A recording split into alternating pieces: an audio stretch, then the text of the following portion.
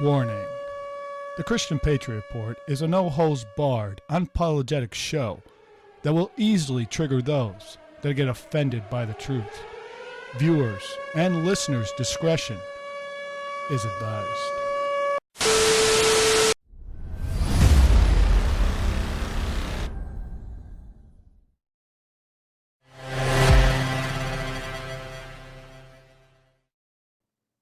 And welcome, everyone, to the Christian Patriot Report. I'm your host, Don Gardner, and on today's show, we're going to explore that saying, does pride really come before the fall? We're going to take a look at that. We're also going to take a look back at 2023 and take a look at the month of Pride, because there are some things there that we need to address. And we're also going to take a look at Congresswoman Rashida Tlaib. Some of the things she said, and yes, she has been censured, but should there be more done to her? All that and more right here on the Christian Patriot Report. You don't want to miss this.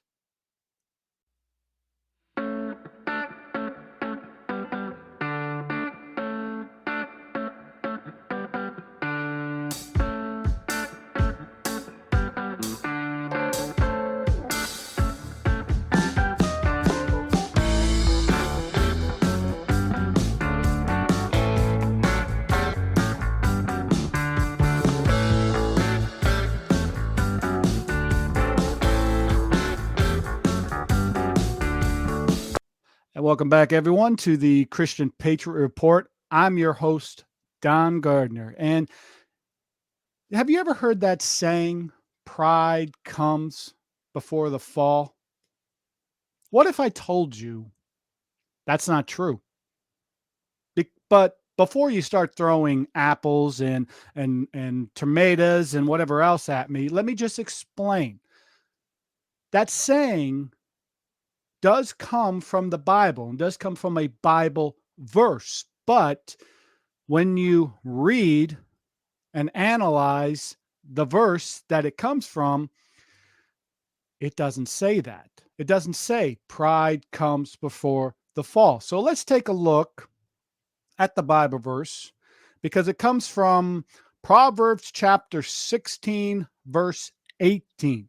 Which says, and I'm using, I believe it's the Modern English Version. You can use whatever translation you want, but that translation says, pride goeth or go before destruction, and an haughty spirit before the fall. Now, we do have to take a look at what does the meaning of pride? What does pride mean? And when you look it up in the Webster Dictionary, it says, pride, a feeling of deep pleasure or satisfaction derived from one's own achievements. Now, I know that doesn't sound too bad.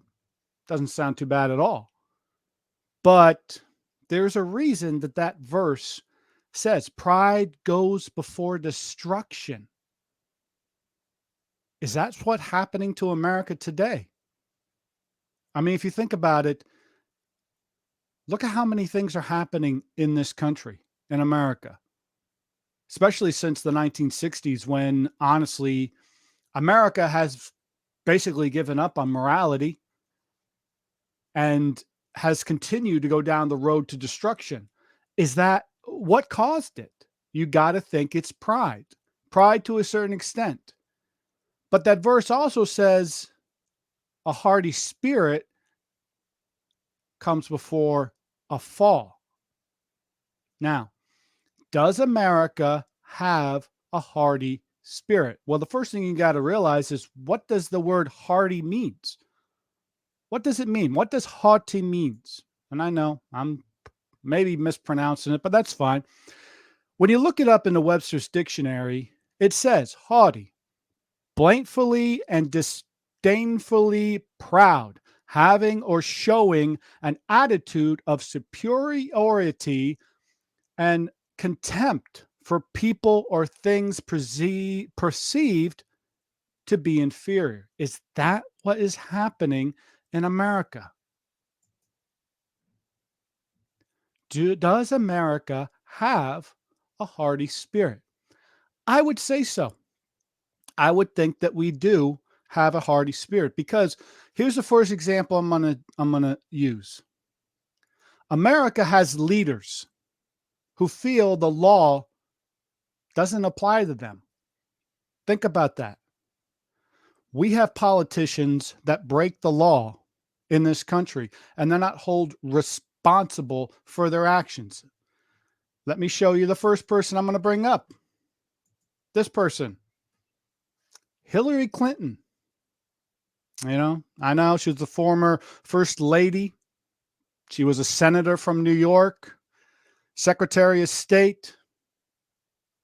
And that big scandal of her deleting emails, she should be serving time for it, but I'm not going to hold my breath on it. She blatantly broke the law, and she should be held accountable for her actions. But is she? No, I don't think she's ever going to serve any time for that. The next person I'll bring up is this lovely person, Adam Schiff, who went on talk show after talk show and on CNN and MSNBC and pretty much anywhere that would have him. And all he wanted to talk about was the whole Donald Trump and Russian collusion, which has since been proven to be completely false. There is no collusion between Donald Trump and the Russian government. None. There's a whole lot of connections between the Russian government and Democrats, but that didn't stop Adam Schiff from going on one talk show after another and spouting lies that he knew were a lie. This man should be held accountable for his actions and for his lies, for misleading the American people. He should be forced to resign, but he's still in office. I don't expect anything to happen to him. But let's bring up another incident, which let's talk about what exactly is going on in Washington that maybe we should take a closer look at. For example, one of the things they want to bring up is that if Donald Trump becomes president in 2024, Democrats fear that he's going to use the Department of Justice to punish his opponents. Well, let's listen to the great, I believe it's Rachel Maddow. Let's hear what she has to say about a president or a sitting president using the Department of Justice against their opponents. After the 2016 election, during the presidential transition, I spoke with a number of outgoing Obama administration officials about their surprise at the result of the 2016 election and I'm sure they were surprised. The worst case scenario that the country should prepare for. Oh. The worst thing that they could imagine having been in government.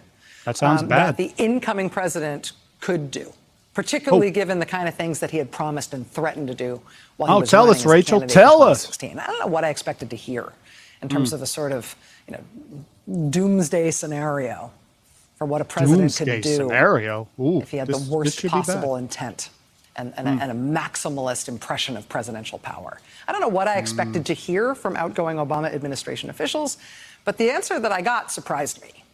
The answer that I got was that the worst case scenario they could imagine was that the president, the incoming president, Donald Trump, would use the Justice Department. Yeah, because we would have thought that it was going to be is the Biden, single right? By the way most you're dangerous talking. thing that a president could do to the country on his own say-so. If he could figure out a way to tame the U.S. Justice Department and turn it into an instrument to help himself, turn it into something that helps his allies and hurts his opponents, the awesome power of federal criminal prosecution and federal criminal investigation should be seen as essentially a domestic nuclear bomb from an ill-intentioned president. That was the warning that I got from Obama administration officials when really? they were on their way out the door. Wow. And that's apparently what we've got. And it appears to be wholesale and not even undercover when it comes to the incredibly important prosecutor's office in D.C.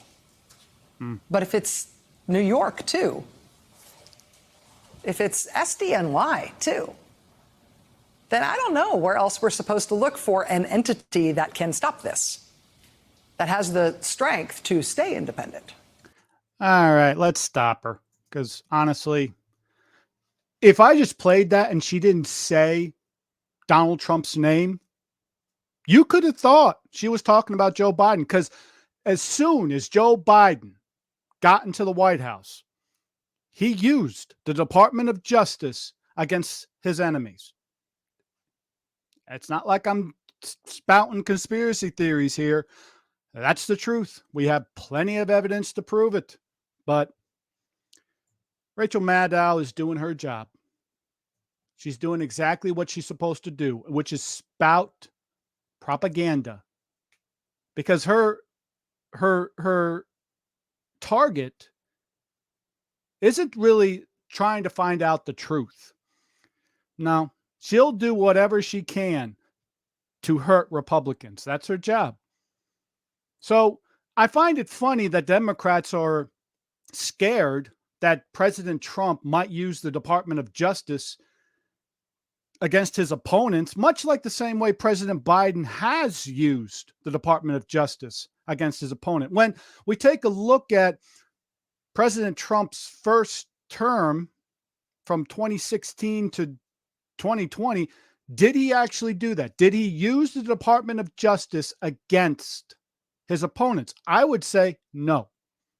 You remember that famous saying when Donald Trump said, when he said it to Hillary Clinton, that if he was in charge, she would be in jail? Yeah. And then said he's going to hire a special prosecutor to look into that whole email scandal and will bring her to justice if he becomes president. Yeah, well, that didn't happen. So obviously he didn't use the Department of Justice against his opponents. He could have, but he didn't. And you know what? What's really funny is Democrats want to make this sound like this is something new. Like, I don't know, President JFK didn't use the Department of Justice against his opponents. Woodrow Wilson didn't use the Department of Justice against his opponents. Richard Nixon didn't use the Department of Justice against his opponents. You're making it sound like this is something new. It's not. It's just, it's perfectly okay if a Democrat does it, but if a Republican does it, oh, we got to get them to resign. That's the double standard that's going on in this country. And I'm not saying that using the Department of Justice against your opponents is right. I find it to be completely wrong. But I do find it funny when the Democrat or the leftists in this country are trying to paint Republicans as we're the ones doing it. It's not happening. But let's move on with some things, because there's some other issues that we can bring up. Like one, let's take a look at this. As you can see, this is a printing press. For those of you watching the show, this is a photo of a printing press at the Federal Reserve. Now, it's no secret that the Federal Reserve prints money and then loans it out to the American government or the U.S. government as a way of, I don't know, getting us to be able to afford the things that we want to pay for. Because let's face it, we're never going to have a balanced budget in this country. We're always going to overspend. And that's one of the problems in this country, overspending. We've never had a balanced budget in this country, nor do I ever see we ever getting one, because as bad as the Democrats are at spending our money, and they're pretty bad, Republicans, when they get put into power, it's the exact same thing. They will spend money like a bunch of drunken sailors. And until we, the people, put our foot down and say enough's enough, balance the budgets, because ultimately, what are we doing in this country? The national debt is already over $30 trillion. dollars. If it's like 33, 34 trillion dollars. And it's just going to continue to rise because take a look at the deficits. They used to complain about the amount of money that like a Barack Obama spent.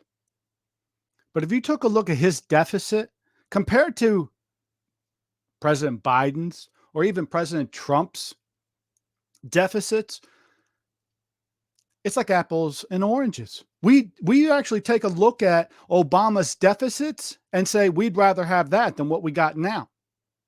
Because Washington will not stop spending our money, we the people's money.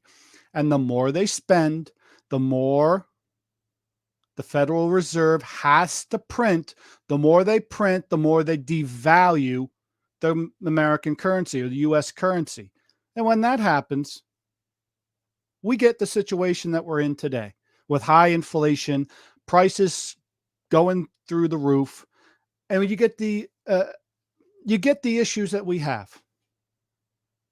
And in order to stop this, it's really up to we, the American people, to put our foot down and say enough's enough and change the way we vote. But I don't see that happening. Because even if we get Donald Trump in the White House in 2024, let's say that happens, he wins the election. Polls are showing that he has a very good possibility of getting elected president in 2024, especially if the Democrat nominee is Joe Biden. Now, is Trump going to go in there and change things? Is he going to not spend as much? No. He's just going to spend the amount that he's going to spend because that's just how it is. Washington has got to spend. Until we, the American people, put our foot down, we're basically leveraging our children's future and causing the US dollar to be less and less powerful in the purchasing power of the US dollar. And there's a whole thing we could talk about with that, but that is part of the Haughty spirit. That's part of being prideful, to think that we can just spend money that we don't have. And it isn't that the federal government or the US government doesn't make enough money. We do. The problem is we overspend by trillions of dollars every year. And let's face it, you might look at some of the programs that are going bankrupt and say, you know what? Why are they going bankrupt? Why is Social Security the way that it is? Why are all these other programs the way that it is? Why does Obamacare suck? Well, politicians, in the case of Social Security, they took the money and spent it. That's what they did. That's exactly what they did. They took our money and they spent that. It's already gone. So those that actually need Social Security, guess what? You're not going to get it. You're not going to have it. Or if you do get it, it's going to be a lot less than what you were supposed to get. Because politicians, both on the Republican and Democrat side, spent the money. And let's face it, the solutions they come up with don't really help. And, I kind of like what Proverbs chapter 21, verse 4 says, and this is coming from, this is the Message Bible. Now, granted, I don't really support the Message translation or the Message Bible translation. I really don't like using it in my examples when I pull verses from the Bible, but this one kind of just hit the nail on the head, so I decided to go with it. Proverbs chapter 21, verse 4 says, arrogance and pride, distinguishing marks in the wicked, are just plain wicked. I don't know. That sounds a lot. You could actually take that Bible verse and apply it to a lot of politicians that we have. And unfortunately, on both sides of the aisle, whether they're Democrats or whether they're Republicans, you can use that Bible verse against many of them. So what are we going to do in America as the American people? What are we going to do? Are we really going to change the way we vote? I don't think so. I don't see it. Because one of the things we have to remember is if you take a look at the current president of the United States, do you remember what happened during the month of Pride, which was June? June was the month of Pride. Do you remember exactly what happened during that month? Some of the things that happened?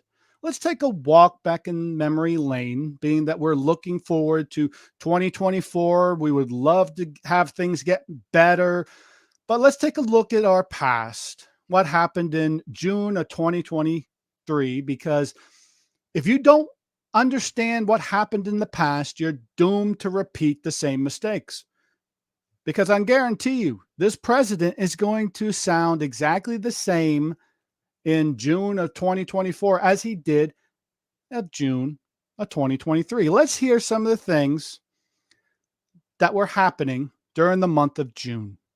Let's see. There he is, coming out with his wife. Oh, he takes the sunglasses off. And President Biden and the First Lady welcoming hundreds to the South Lawn today to celebrate Pride Month, the largest Pride event ever at the White House. The event was postponed. It was supposed to happen on Thursday, but there was poor air quality because of all the Canadian wildfires. The president talking about challenges still facing the LGBTQ plus community. I recognize for a lot of folks across this country, maybe it's not you, your kid, your family member going through whatever a transgender child and family's going through. But I think we all agree, if it were you, you'd want the space to figure it out with your family and your doctor, not being told by anybody. According to the Human Rights Campaign, state lawmakers across the U.S. have enacted 78 bills that take away rights from the LGBTQ plus community. Not very often that Washington has better weather than Southern California. Yeah. But he wasn't done with that. Because he also said this. Let's hear what else he had to say. We need to push back against the hundreds of callous and cynical bills and laws introduced in states targeting Republican bills children, that protect our children from getting mutilated, and criminalizing doctors and nurses.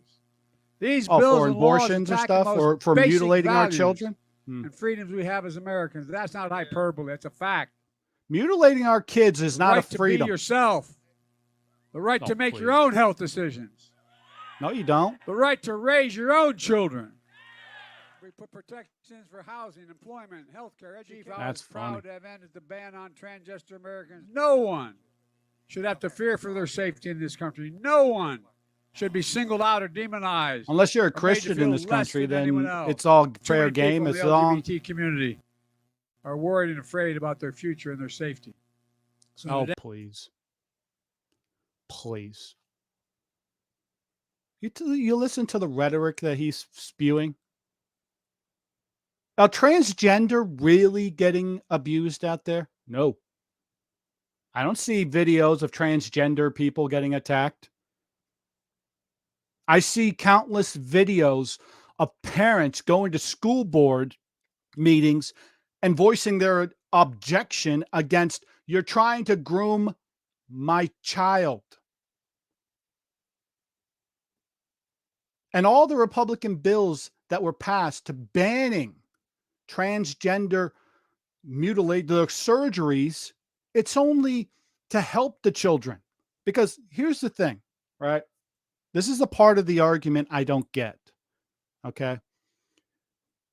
Someone as young as 12, not even a teenager yet, can decide what gender they are, but yet we don't let them smoke cigarettes. We don't let them drink alcohol. We don't let them drive a vehicle, yet they can choose what gender they are. Let's say if they're born male and they feel like they're a female. Well, they can go through the process of completely hurting themselves, getting put on puberty blockers, which is detrimental during that process because your body just freaks out. Your body's going to freak out anyway, going through puberty. But putting them on puberty blockers, and then some states, they would actually let you go through the surgery. So they would mutilate the child and mutilate our kids. And then when they're 18 or older, they realize the error of their ways. They realize that it was just a feeling. And let's face it, feelings can lie to you. But yet, if we believe the liberal agenda, the Democrat agenda, we should allow our children to do that, to mutilate themselves and have the right to do so. And if we voice our objection to it, all of a sudden we're what? Anti-trans, transphobic? No, what we are is concerned parents trying to protect our children from a government trying to push this wicked, evil agenda on them. But if you notice, at least as far as that, there is only one side of the political spectrum where this stuff is coming from, and it's the Democrat Party. It's not Republicans, not yet. Could it? Who knows what 2024 is going to bring? But they want us to also forget that there was a trans, I guess, influencer, model, activist, whoever it was. This person was invited to the White House. And let's just take a look at exactly what this person did when they had the honor of being invited to the White House on this celebration of Pride Month. Let's see exactly what this person did, because it should hold light. Can we take a little video? Yep, there they are. Hi, Mr. President. It is an honor. Fans' rights are human rights. Then, as you can see, for those of you not watching the show, what happened? This person who's transgender obviously went through the surgery, went through the therapy, and then decided, well, I'm just going to go topless and show off her chest area, right? That's what this person decided to do. This is what this person thinks is appropriate.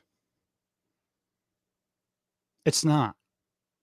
So tell me again how this whole transgender, LGBTQ plus agenda isn't sexual in nature. It is. And you know what? This person, did they get banned from the White House? I mean, can you actually go to the White House and just expose yourself? I mean, unless you're the president, as long as you're a Democrat and your last name is Clinton, apparently you can do that. But I would think that in a society where, I don't know, we have morals, we know the right from, good from evil, right from wrong, that type of thing, you should not be allowed to do that type of stuff. And if you do, you should be banned or barred from ever going back to the White House. Did that happen? No. But let's listen to the great, what's her name? Corinne Jean-Pierre, because she got grilled about this. She did get grilled by, I don't know if this person's from Fox News, but when that happened, they grilled her about it. Let's hear what she had to say about it.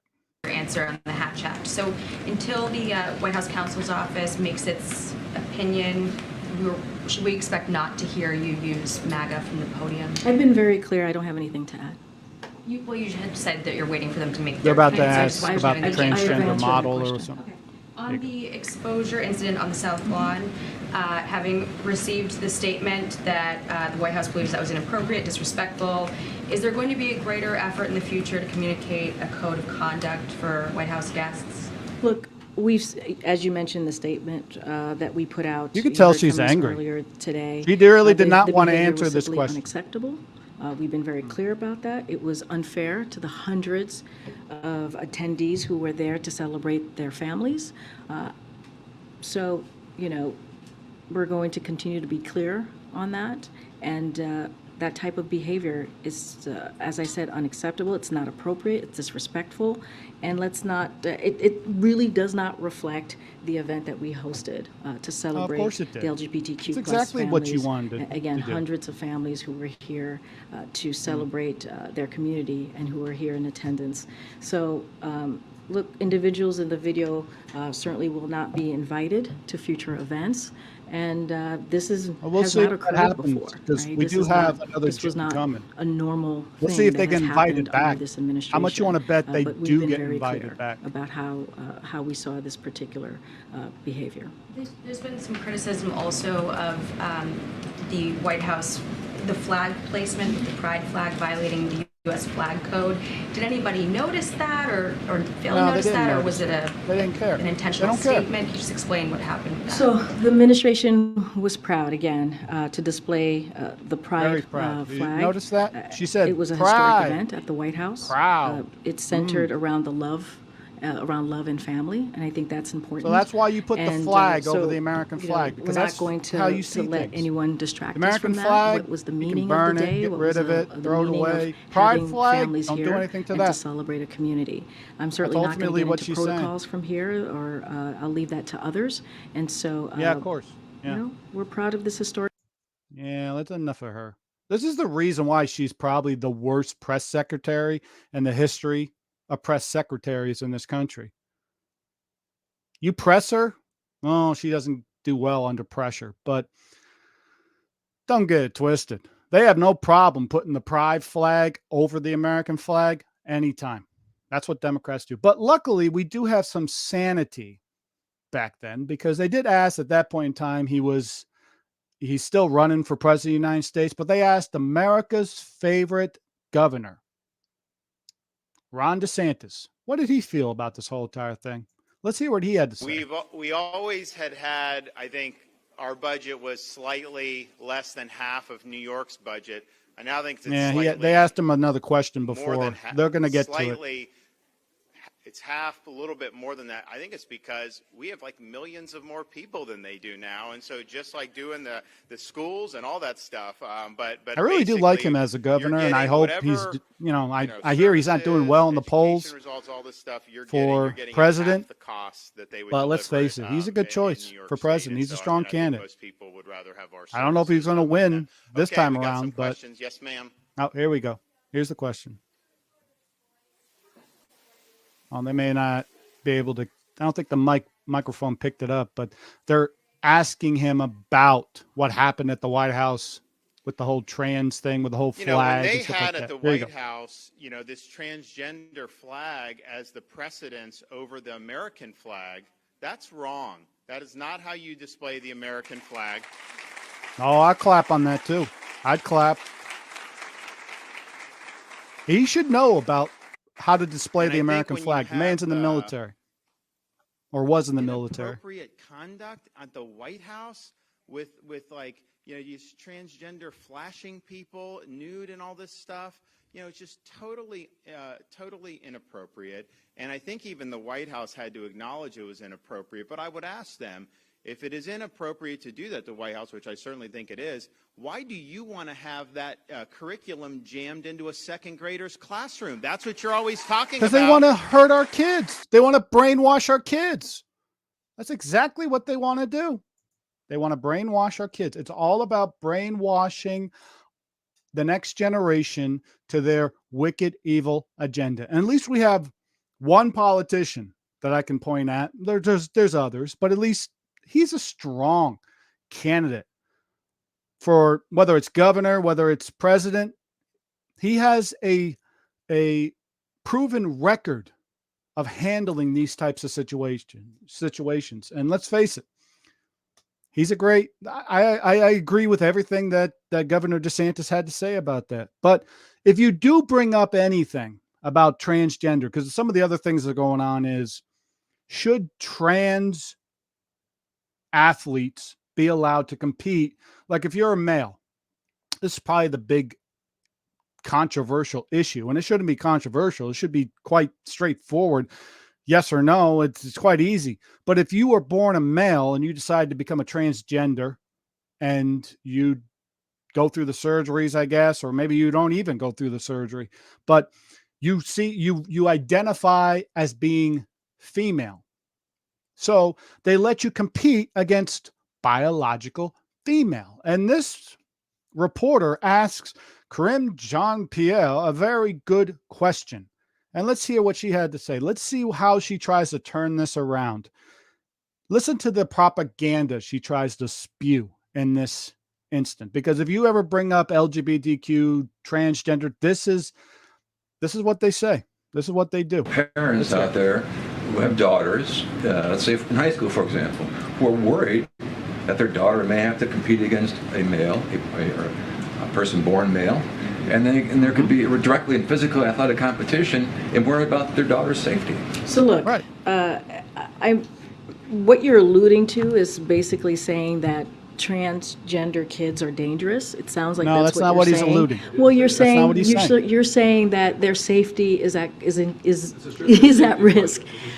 Yeah, but you're laying out a broad example No, or he's not. explanation of what could potentially happen. A broad example explanation that is dangerous. That is a No, it's dangerous not. thing to say. It's being a that concerned essentially parent, which obviously transgender you're kids not. we're talking about are dangerous, and so No, we're that's not something saying that I have to trans call out. children are And that is irresponsible. I No, had it's just not. laid out how complicated this issue is. I No, had you just laid didn't. out why it's complicated. And Nope. so anything that you quite have simple to any me. additional Quite questions, I easy. refer you to the Department of Education. I'm going to move on. I know there are other people. Go ahead, Tam. Because you Go don't ahead, want to Tam. really answer it, do you? Don't want to answer it. Look, since that video, since she did that press conference, we have seen what has happened when a biological born male is allowed to compete against biologically born females. The results aren't good. I mean, I tried to find that video of I think it was some kind of I can't think of the sport, but for some reason I think soccer, but I know it's not soccer. It probably was something similar to soccer. But a biological born male was playing against a bunch of biologically born females. And I think he hit a ball and it went and hit this woman, this girl, right in the face. And you can just hear the screams from this woman. Because what ended up happening is she got hit in the face by this ball and it fractured her jaw. It knocked her teeth out. Very well. Her, career as an athlete is over just because you allowed a biologically born male allowed him to play against a bunch of biologically born females. That should not happen. Should never happen. I don't care. See, this is one of the things the liberals aren't going to be able to wrap their head around. It doesn't matter if you think trans women are women. No, they're not. They're biologically different. Because let's face it, you break down DNA. You can take one male and one female, and they could be the same height. Heck, they could be the same weight. Okay? The male, if they're both professional athletes, the male will be stronger, physically stronger. That's just the reality that it is. Because other things that are happening is when we do let a biologically born male who identifies as a female, and we allow this male to compete against women, this trans athlete is now shattering records. Why?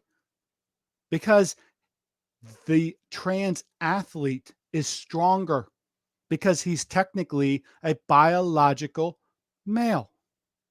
So it shouldn't surprise you when that happens. But does this play into what is happening in America? Does this contribute to the pride or to the Haughty spirit of America or to the further descent into hell, basically, that we're heading into as America? What's the outcome? What's going to happen? I mean, I ask liberals all the time, what's the end game? And they'll never tell you. They'll never tell you what the end game is. They'll never say what enough is enough. You know that saying, if you give someone an inch, they take a mile? That's a liberal. That's a Democrat in a nutshell. If you give them even an inch, they will try to take the whole thing. That's just how they work. That's what they do. But let's continue with my favorite congresswoman now, Rashida Tlaib. And I'm being sarcastic when I say that because, you know, she got into some hot water about, you know, she puts out a pride flag next, and she, you know, stands that pride flag next to the Palestinian flag because, you know, as you guys know, the war in Palestine still going on. Israelis are still doing what they're doing. Palestinians or Hamas are still doing what they're doing. And this video started circulating of Congresswoman Tlaib talking at some kind of event, and she was talking to the audience and telling them, talking about the whole conflict between the Palestinians and the Israelis. And this is how she reacted. Let's take a look. Exactly. Great, oh, it's not going to bring the lives back. First of all, she's mad.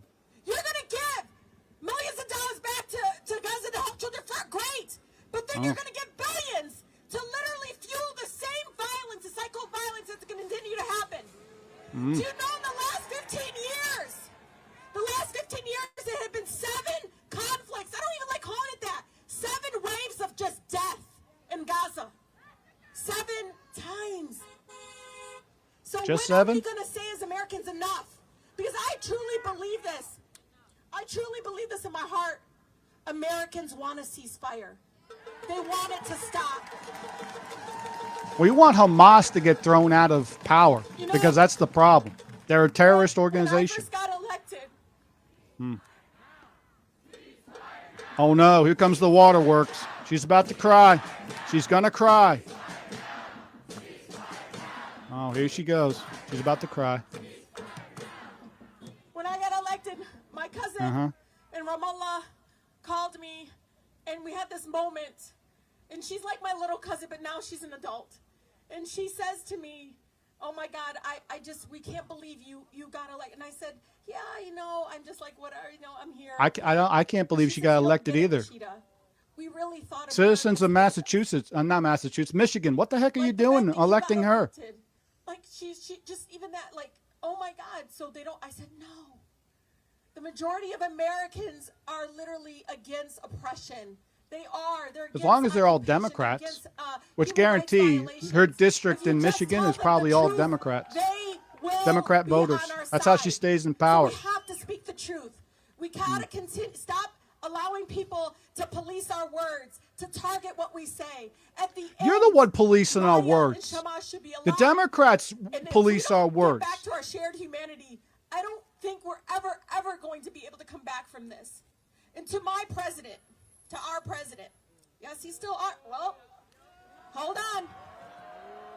I want him to know, as a Palestinian American, is also somebody of Muslim faith, I'm not going to forget this. And I think a lot of people that sounds like a threat. And it's sounds like she's threatening. It's not a threat.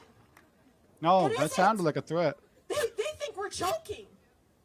I mean, I think the White House and everyone thinks spoken like someone who's threatening people. Continue to happen. No.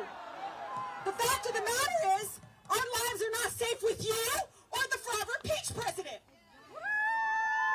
I don't know. There was peace in the Middle East when Donald Trump was president. Literally oppression of indigenous communities. These attacks didn't happen until Biden was president. It makes me so angry to have to say it, but I'm telling you, I'm talking to people that literally are like me. They literally believed in this party. I don't know too many people that are like her. All of our opinions. I mean, and our, I know people that love America, but and all of these things. I don't know. I know some Democrats. Really clear and very I don't understand them, how they vote. Is that somehow Many of us in this room, because of our political opinions, because maybe our faith is a certain faith, maybe because our ethnicity is a certain ethnicity, that somehow we're subhuman, that somehow we're not as equal to, again, of human to be able to live. I don't have a and clue really what she's survive and saying be able about to that. thrive in our country and in the world. I don't see that. It's like it doesn't We even treat matter. all people the same And that's what's been really in this painful. country. It's just continue to watch. It's your people. party that's pushing the It's division, okay to bomb a hospital which didn't happen. with children. That whole entire thing was a lie. Israelis did not bomb It's so hard sometimes a hospital. watching those Hamas videos did. and the people telling the kids don't cry. Oh, here and you go. Let them cry. Oh, she's And crying. they're shaking, and some of you know this. They keep telling them not Wow. to cry in Arabic. Listen to that, man. They can cry. I can cry. We all can cry. If we're Cry. not crying, something is wrong. And so I'm telling you right now, President Biden, not all America's with you on this one. And you need to wake up and understand that. We are literally watching people commit genocide and killing a vast majority just like this. And we still stand by and say nothing. We will remember this. But all of you, you need to know. I swear to God, what he had to. All right, enough of that. Did you see that? I know those of you listening to the show, you're not watching it, which is why you should watch the show. But she starts crying. I have a question for Congresswoman Tlaib. When that one reporter from Fox News caught you in one of the halls of Congress as you were being escorted by, I don't know, probably looked like one of your bodyguards, and they were asking you, what do you think about what Hamas did? Do you support what Hamas did to Israeli citizens by cutting the heads off babies, by attacking a bunch of Israeli citizens while they was just going to a music festival, violently killing them, violently raping women? What do you think of that? And she couldn't walk fast enough. She got pushed into the elevator, and once again, she got asked the question, where were the tears then, Congresswoman? Do you not care about the Israeli people? I mean, I would like the violence to end on both sides of the conflict, but let's face it, it's not going to end if Hamas, which is a terrorist organization, is still in power. And they're the ones in power in Gaza. They're the ones that started the attacks. Now, there are some people that are saying that, well, the Israelis did something to cause it. Maybe they did, maybe they didn't. But is Hamas justified in their actions? No, they're not. As far as I'm concerned, I've watched multiple videos, and I've since watched videos of what has happened when the Israelis have attacked. And the thing you got to realize is this. There's going to be casualties of war in this type of situation. There's always, anytime there's a conflict, anytime there's a war, there are casualties. That's just what's going to happen. But another Congresswoman Omar, boy, she got pretty angry when, at a press conference, she got asked some questions, or a reporter was pushing some questions, and, well, Congresswoman Omar did not like the way the questions were being asked, and apparently took exception. And let's just listen to what she had to say.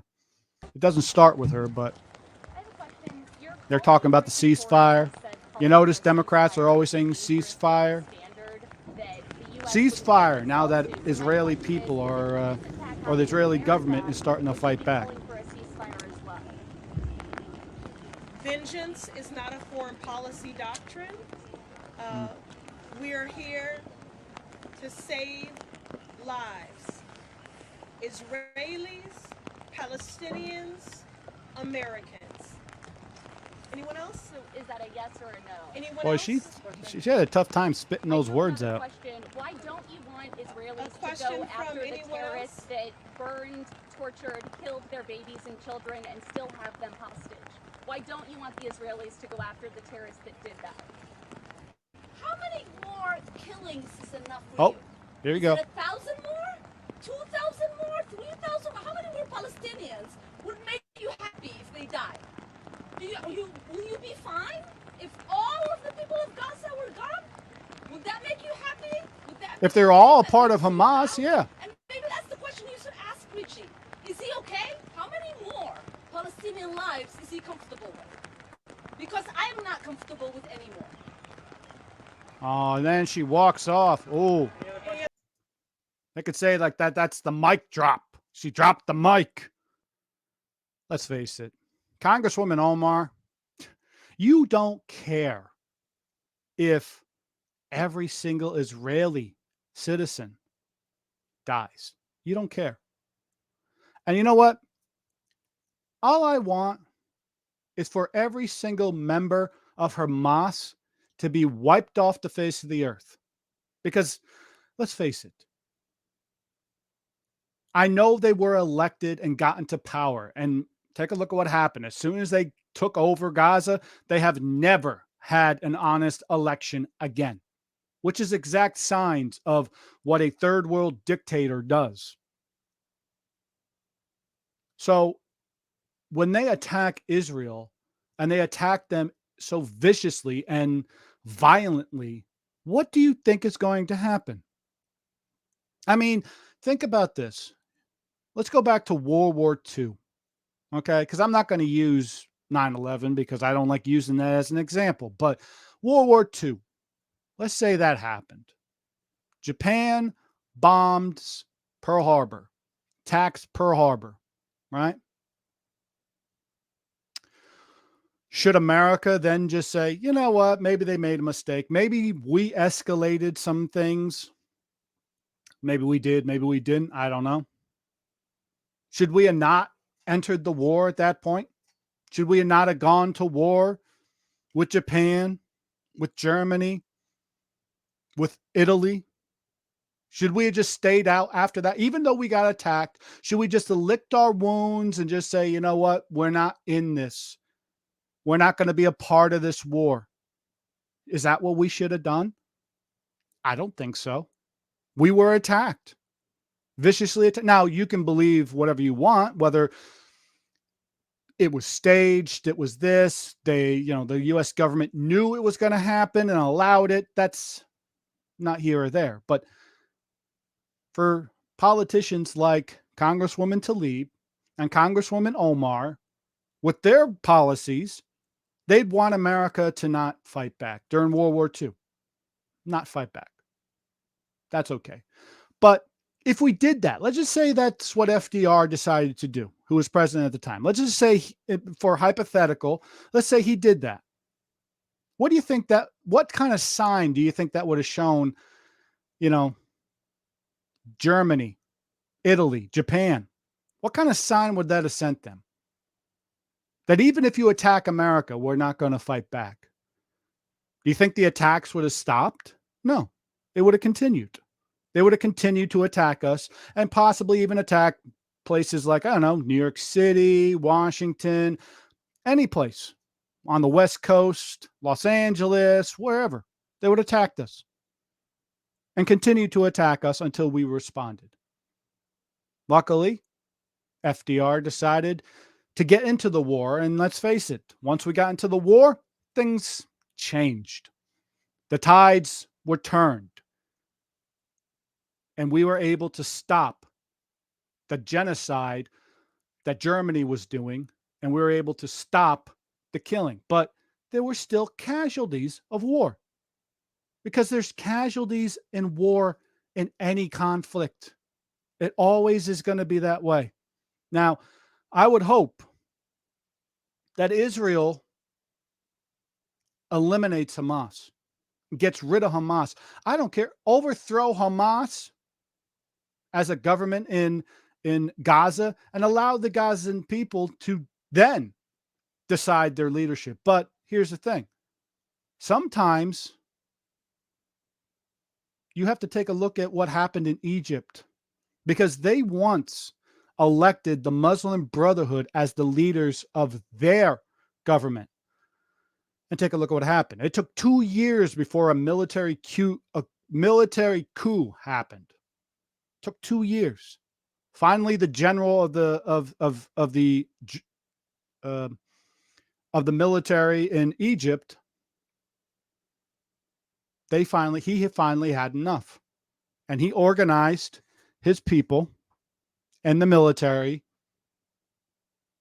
to overthrow the Muslim Brotherhood as the leaders of the government. That's what he did. Of course, you could say whatever you want about that, whether that was good or whether it's bad. But honestly, I would support something like that. And I supported something like that when it happened. Because when you're dealing with things like the Muslim Brotherhood, Hamas, or any terrorist organization, they're not rational people. Their sole purpose is to eliminate every single Israeli in Israel. That's what they want to do. That's what they want to accomplish. And they will stop at nothing to accomplish that. Now, do you see if America is heading down the road to destruction? If America is finally so prideful and so haughty that the end is coming? That the complete destruction of America is going to happen within the next 10, 20, or 100 years?